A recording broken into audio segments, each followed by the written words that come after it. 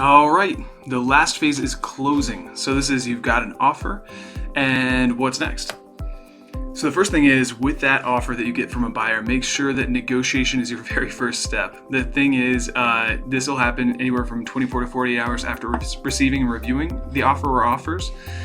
You need a great agent, a BATNA, which is the best alternative to negotiating an agreement. You need to know what you're willing to walk away for, and you need leverage. So the contract is binding, and it's very heavily slanted towards buyers' rights. Negotiate if you're the seller while you're in the position of power, which is before the offer is mutually executed, or be prepared to face the consequences. So what this means is really the seller can't get out of the contract unless the buyer's in default, and the buyer has a lot of different remedies. So you really want to make sure your price, that you've got any sort of escalation clause narrowed down or locked in, and you've countered at their highest price. The timeline makes sense, and all the dates are something, especially the dates for the seller, are ones that they can hit comfortably. Objection and resolution gives you enough time to get work done that might be necessary. You should limit the inspection items as much as possible when you're in the driver's seat, and get any appraisal guarantees. So if they're bringing 10% down and they're putting something in higher than you're asking, you want to make sure that they're good for it. Then you can negotiate the little fees. You can also do your post-closing occupancy. Just make sure you hammer that out, all the details. Don't leave that until after the contract has been signed, and any given contingencies. Realistic expectations. Earnest money, which is it's supposed to be a buyer's skin in the game, is really not treated that way by the Colorado contract, mostly because they, for all intents and purposes, can get out of the contract and say the right thing all the way up until a very, very late deadline. It's the new loan termination deadline.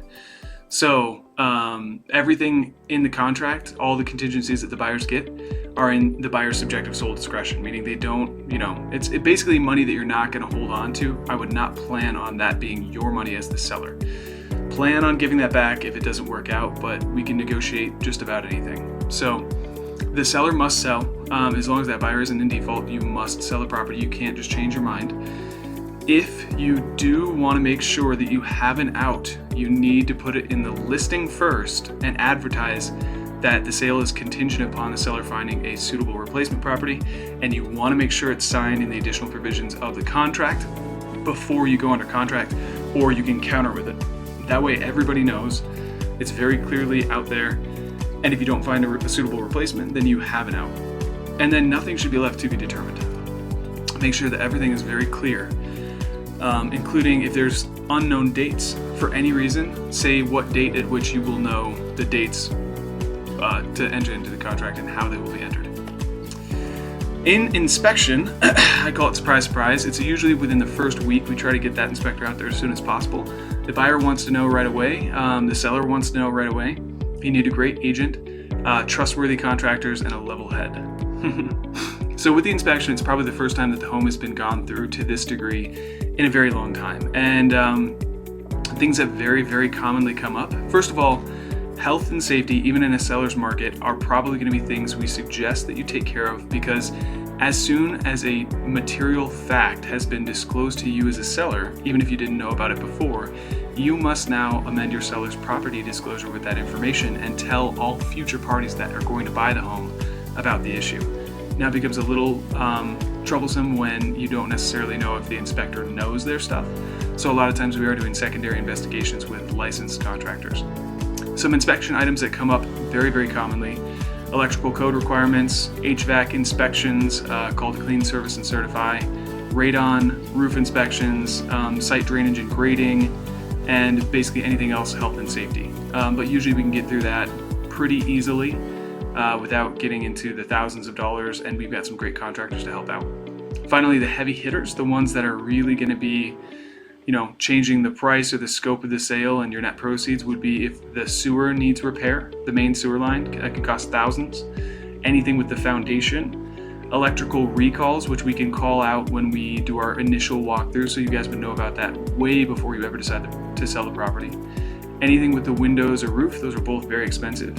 And if anything was unpermitted, especially added square footage. Now, basements, that if I had a nickel for every unpermitted basement, I'd be a rich man. But If you're adding an addition on the back or something like that, you always want to get permits. Permits can be pulled retroactively. So even if you bought the house with an addition that wasn't permitted and your buyer's offering the right price, but they want the permits pulled, we can do that.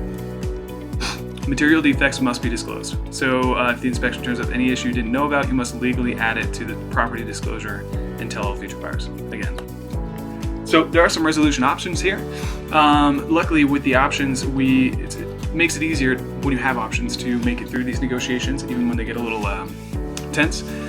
Repairs, so you can get the repairs done. Again, we've got great contractors that can usually fit into our timeline, even if it's 30 days, which is a typical closing. Then if we don't have the money to do the repairs, then we can do, or we don't want to, there's concessions, meaning that we can give the buyers back some money at closing to help them keep money in their pocket and cover the repair costs on their own later. Or we can lower the price. Both of those don't really have a whole lot of effect other than your net will go down by that amount. But we choose it basically based on what makes more sense for the buyer. And then finally, we have repair escrows. If the buyer must have something done or the lender must have something done in order to move forward and we simply do not have the money to cover it at the time, we can take usually an overestimation, probably 150 to 200% of the estimated repair costs. They're going to hold that at title from your net proceeds, and then they're going to pay the contractor that we've agreed upon to complete the work after closing. Anything that's left afterwards, because like I said, they take more than they think is necessary, will be paid back to the seller. So you get whatever's left. So that's a repair escrow. Now the buyer's lender has to agree to that.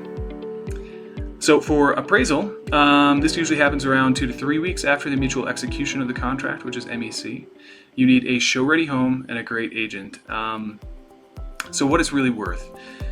Really, we're gonna have to sell the home twice. Once to the buyer who is initially engaged, and second, we literally want it in the same showing shape at the time of the appraisal. The inspection, you don't need to worry so much. The inspection just needs stuff to be moved so that there's access to all parts of the house, but it doesn't need to be clean.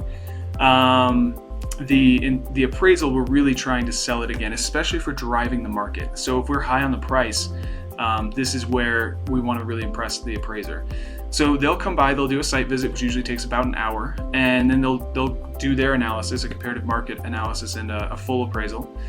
And if there are no good comparable properties for them to really find a price, then we will help them, by doing a little market research and providing it to them. It's a little tricky because you don't want to tell them how to do their job, but you certainly don't want to leave it alone. So we always kind of toe that line and figure out exactly how much help we can give the appraiser, how much they want, because you want to keep them happy, that's for sure.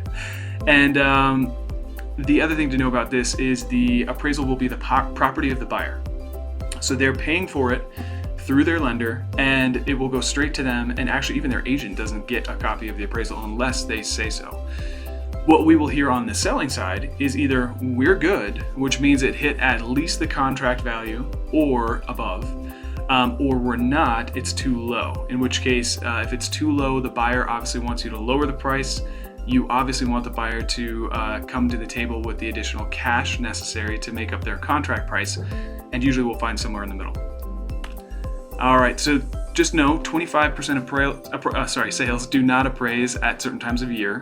When we're having a lot of the bidding wars, that's when people are really reaching and driving the market, and at those times, appraisers are having a hard time finding comparable properties. One of the other things, one of the ways to avoid this is to pre-negotiate what will happen in a low appraisal before choosing a buyer and make sure that's written into the contract and those additional provisions, or you might have to start over or lose. The other thing that we do to support appraisals for our clients is that we have all of the data that we can possibly give them that they might not have access to. So we might ask you for a list of upgrades, which can be a simple spreadsheet with a date and a line item about what you did and how much it cost. If you did work yourself, count yourself as skilled labor at $50 an hour. In that way, we can see how much money you've actually put into the home, and that will have value for the appraiser, as well as any other competing offers that we get. We're going to show to the appraiser as well to show market demand. Oh, here we go. So this is our appraisal packet, the info that the appraiser doesn't have access to. We give them the competing offers, upgrades and updates. We give them context. So if the seller took a lower offer because of beneficial terms, we'll explain that. And then we give them our CMA, which is the comparative market analysis and how we determined the price. appraisal is more of an art form than a science, which means that we're going to do everything that we can, but every once in a while you get a bad appraiser. So in those situations, luckily we have the ability to negotiate that once that comes back. So if there's gap, we will negotiate a couple different things that we can happen. So once we get past the appraisal though, now we're on to closing, and this is about 4 to 6 weeks after the mutual execution of the contract. All you need is a great agent, all the transfer paperwork, invoices for the repairs. The repairs need to be complete, and paid in full invoices, please, and a plan. So the seller responsibility, upkeep and repairs. The home doesn't need to be in the same condition as when the buyer first agreed to buy it. So you can't let the yard grow to 3 feet, if it's been a long closing. And it does need to be, if something happens to it, like it floods while you're under contract, or hail hits while you're under contract, those repairs do need to be made. A final cleaning. Room clean is acceptable in a seller's market, meaning that you have removed all the items, please, all the items. You can leave the extra paint and maybe a few extra tiles if it's necessary, but don't leave them with all the stuff that you think they might want. Always ask. And then, like I said, sweep it up, vacuum, and that is considered good for our marketplace unless the buyer specifically requested and put into the contract a professional cleaning. Transfer documentation. If there were any title issues, they will have been discovered and resolved at this point. Information on where you'd like the proceeds to go. If it's being put into one account via, they can cut you a cashier's check there at closing, or if it's wire, very, very important, they will not send you wire instructions without a secondary verification from the title company. And we on the real estate side will never send you a wire request. So just always double check. Wire fraud is on the rise right now. Also, they can split proceeds if it's the case of a divorce or something like that. They just need to know ahead of time. And utilities transfer. So we'll help you with this, but title will transfer lienable items like water, HOA, and solar leases, but the buyer and seller are responsible for all other transfers, including gas, electric, cable, security systems, mail forwarding, and etc. We'll help you with a list. There will be a final walkthrough that the buyer and their agent will do, typically somewhere around 24 hours to 48 hours before closing, sometimes right before closing. They're going to look at all the repairs that you did and make sure that they're satisfactory. Now, in order to make sure that there are no surprises here, we like to send them pictures of the work when it's completed, along with paid in full invoices, so they know exactly what was done. That way, if they have any questions or it's not satisfactory, we know about it and we have time to do something about it. The only thing they can do here, their remedy, is not to close, and we don't like that. So we want to take care of it ahead of time. Some of the considerations to think of because at this point, most of the times it's a vacant property. You've either moved out or you've arranged a post-closing occupancy, and you'll be moving out after closing. But you want to make sure someone's taking care of the lawn, that there's junk removal. Again, you really don't want to leave anything that you haven't asked the buyer if they want, again, aside from a touch-up paint and a few tiles, but that is about all I would leave. The cleaning, if it does need a cleaning, we can help you with that too. Repairs are all done. All the manuals and house docs and every copy of the key that you have and garage door opener, are there at the home, and then we'll take one of them to closing or a couple of them to closing to hand off. Otherwise, it's easiest just to put everything into a kitchen drawer so that they will have all those things. And then anything needing explanation. So there's always a complicated sprinkler system or where the mailbox is. I love it when my sellers write a little note that just says, welcome to our home. These are the things we loved about it, and these are the things you should know about it. You don't have to do that. We will facilitate communication after closing if the buyer has any questions. You'll get a settlement statement, and that settlement statement will show you exactly where every penny is going to go. If you have any questions about that, you can ask us, but this won't be the first time you've seen it. It will look similar to the net sheet, which was an estimate. These are the final figures, and a lot of the numbers do change a little bit due to dates, so that's why we always say that the net proceed sheet is an estimate. Closing options. You don't actually have to be there in person and wet sign everything. That's what we kind of like. We love it when the buyers and sellers meet. We have a great transaction. It's a really cathartic and emotional closer to a financial and business transaction. I think it's a great way to go. All parties meet at the same time. They close. Generally, we decide about a week before closing or more. and it has to be within normal business hours. So if you do work a 9 to 5, you've got to take time off for this. We can do a split closing. So we do a split closing or a power of attorney if buyer and seller cannot get together or do not want to get together in some cases, or both sellers can't be there or both buyers can't be there. Then we can actually assign a power of attorney so that one can sign for the other. Additional lead time is necessary if that is something that you will need.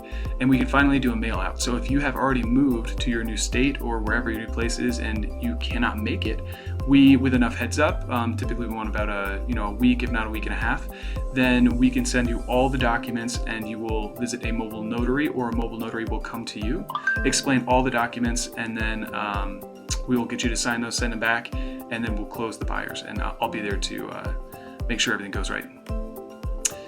All right, that's it for closing, and I'll jump into this one next and we'll wrap up this series. Thank you.